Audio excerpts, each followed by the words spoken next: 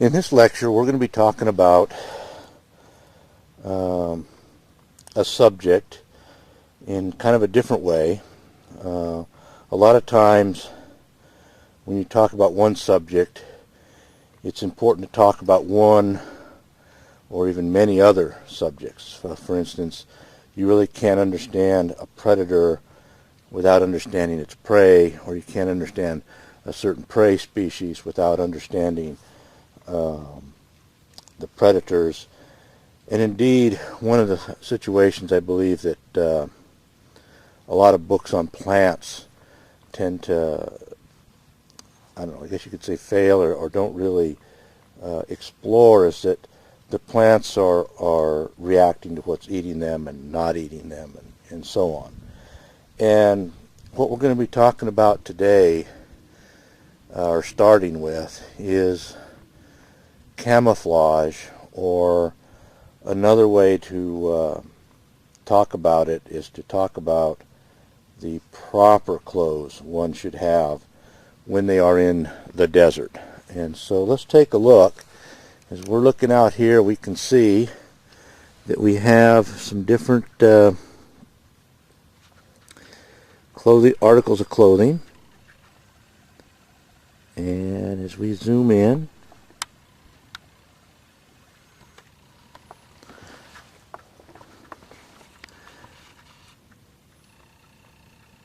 you can see, of course, this particular red shirt, and that it's visible for quite a ways. And it's quite loud. And if we look just over here, and we see this shirt. Now this shirt is not really a camouflage shirt. It is just a regular old light brown t-shirt. And as we can see, sometimes having just the appropriate color for the background is often going to give you a lot of advantage. It's quite the advantage, and one can consider this option. A lot of times wearing camouflage articles of clothing, such as this one, sometimes has social and political issues attached to it that some people aren't really comfortable with, and you can see that they're very effective. But the shirt that is just the same color as the sand does very well. Now we can look over here and we can see that sometimes something that's camo, while it will work, doesn't work as good as one might expect. So merely wearing a camouflage pattern isn't necessarily as good as another, and sometimes the right color is even better yet. And of course, if you just want to be loud, something like a blaze orange or something can have far more effect than what one might actually think. So it's something to think about when you're out in the field, and something that has a lot of repercussions as to what you see, hear, and experience in the desert. And for the next part of this class, we're going to go into the classroom and kind of discuss some of the possibilities and some of the things one can think about when they're thinking on this subject. So let's go on into the classroom and talk about this a little bit. Well, welcome to the classroom part of this lecture on camouflage. And as I was saying, we're going to talk about something that goes hand in hand with this idea of using the proper clothes when we're in the desert. One of the universal mechanisms or concepts that we all deal with in everyday life is something called the feedback loop. And with the feedback loop, it's something that anybody wanting to understand the desert really needs to understand at a very high level of consciousness. I guess you could say, because you need to be able to understand that it's there and that you can manipulate it and use it. No more powerful or clearer can I make this message than with camouflage.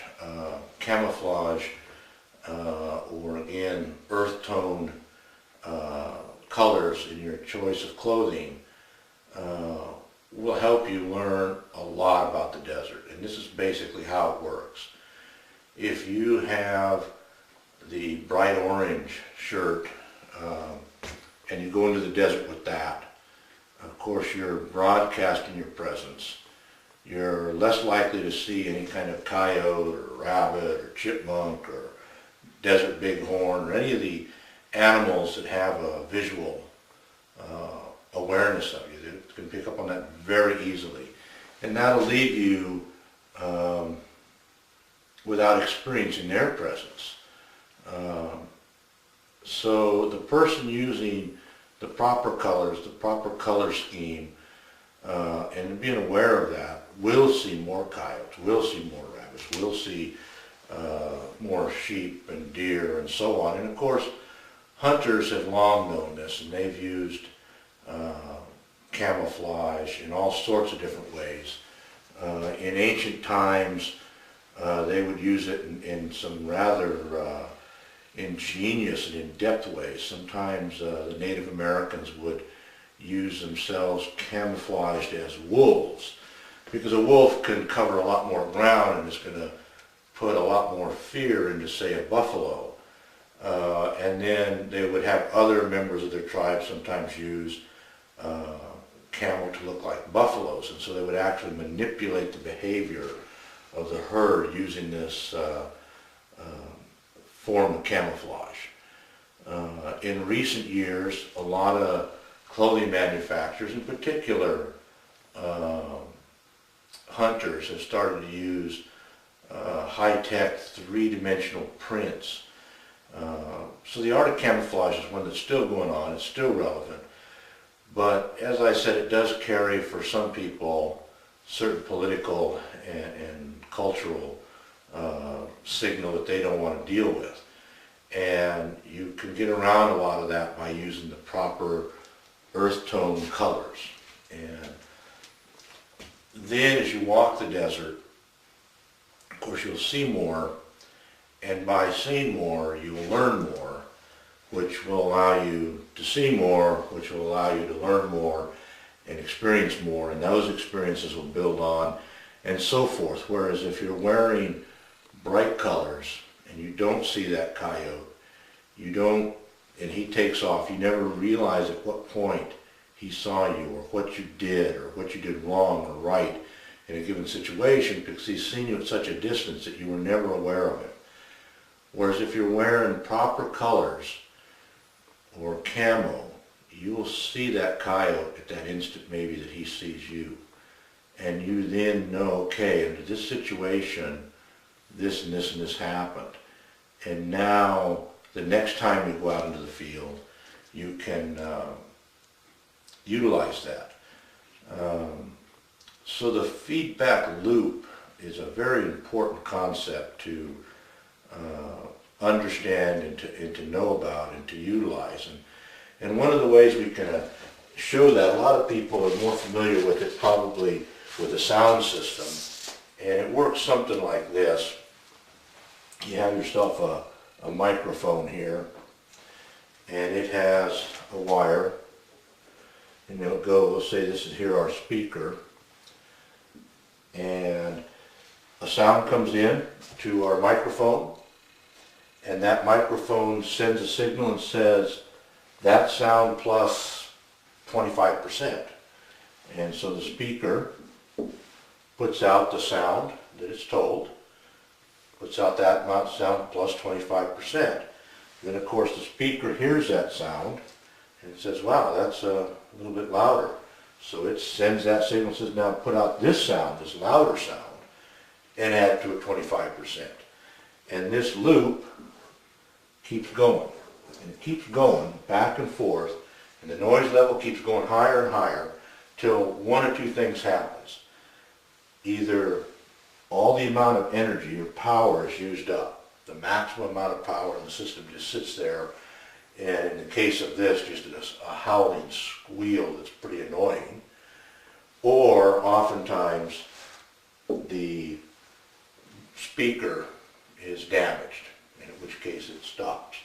Now another thing we can do is we can move the speaker further away and aim it in a different direction.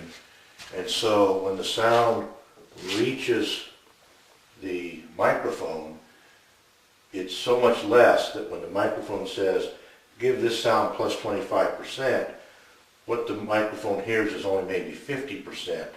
So it never cycles up. Now, this is a universal, literally universal. You can see it in the universe. A black hole is essentially that. A little piece of matter, maybe a couple of molecules get together and they attract a few more and they attract a few more. And pretty soon they're a pretty good chunk of rock and they just keep going. And at some point, of course, very quickly they're taken in matter, or it would be taken in matter that it could only take in at a distance because it's collected so much more. And at some point it has sucked up all the matter that's available in its range. Well, that's the same kind of a feedback loop. And so the feedback loop happens in all areas of the desert and nature. A north slope would be another effect of a feedback loop. It holds the water a little bit because of the angle of the sun. It's got less radiant energy, which allows some plants to grow. Which these plants grow up and put some shade on the ground, which helps maintain the moisture a little bit. And of course the roots and the leaves are protecting the soil from eroding, which helps more plants grow. And at some point the system runs out of water in this case. It's conserving water very well, but at some point it's taken all that it can use, and then that's essentially where it levels out at. Another way to consider a feedback loop sometimes doesn't have to have numerous cycles. A way it can work against you is if you have a situation, let's say you drive out into the desert and you break down or you get a flat or something, get stuck, and it's August and it's 115 degrees, and because you were only expecting to be out for an hour or so, you didn't bring any water.